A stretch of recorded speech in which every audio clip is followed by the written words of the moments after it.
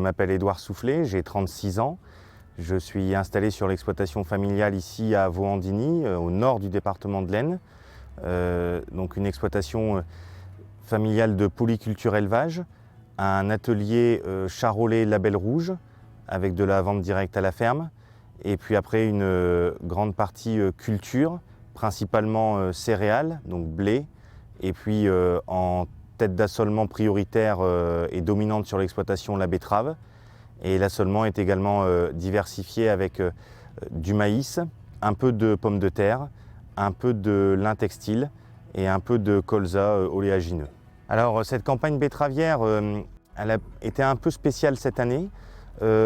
Autant à la période des semis, elle s'est bien déroulée, on a semé en bonnes conditions, dans de bonnes dates, dans des bons créneaux.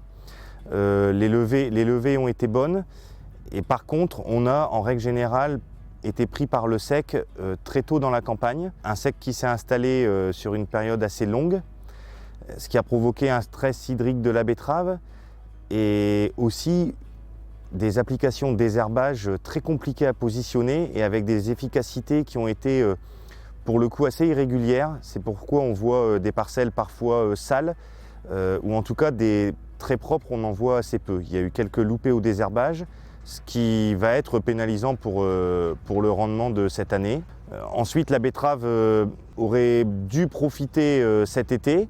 Donc là où il est tombé quelques précipitations cet été, ça a rattrapé un petit peu le coup. Certains ont été mieux servis que d'autres au niveau des pluies. L'été a été très chaud, la betterave a accusé le coup. On dit toujours que c'est août qui fait la betterave et le mois d'août n'a pas forcément été propice à ce que la betterave finisse bien. Donc globalement, on est sur une année, on va dire, moyenne. Ensuite, par contre, les qualités d'arrachage ont été très bonnes cette année. On est sur une arrière-saison très très bonne en termes de météo qui permet des très très bonnes qualités d'arrachage. Il fait même peut-être un petit peu trop chaud, ce qui pour les premiers enlèvements n'est pas un problème, mais par contre pour les enlèvements plus tardifs en campagne comme celui-ci qui partira que mi-novembre, il ne faudrait pas que la chaleur vienne détériorer la qualité du tas. Il faudra peut-être retarder un petit peu les derniers arrachages pour maintenir une qualité de betterave jusqu'à la fin de la campagne sucrière qui s'arrêtera normalement entre Noël et début janvier. Donc une année 2022 qui devrait se terminer correctement cette année. Par contre, pour l'année 2023, c'est l'année de toutes les interrogations. Les marchés ont l'air de tenir, les cours ont l'air de tenir et ont l'air de continuer à être rémunérateurs pour nous les agriculteurs.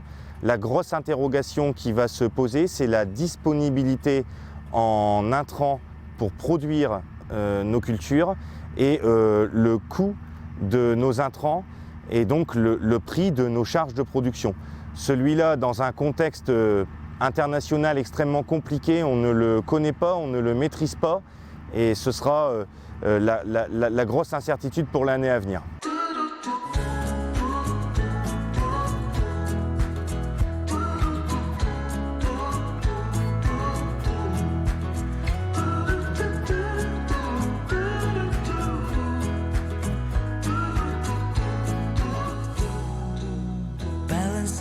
On a weary line, too scared to trust you and jump down.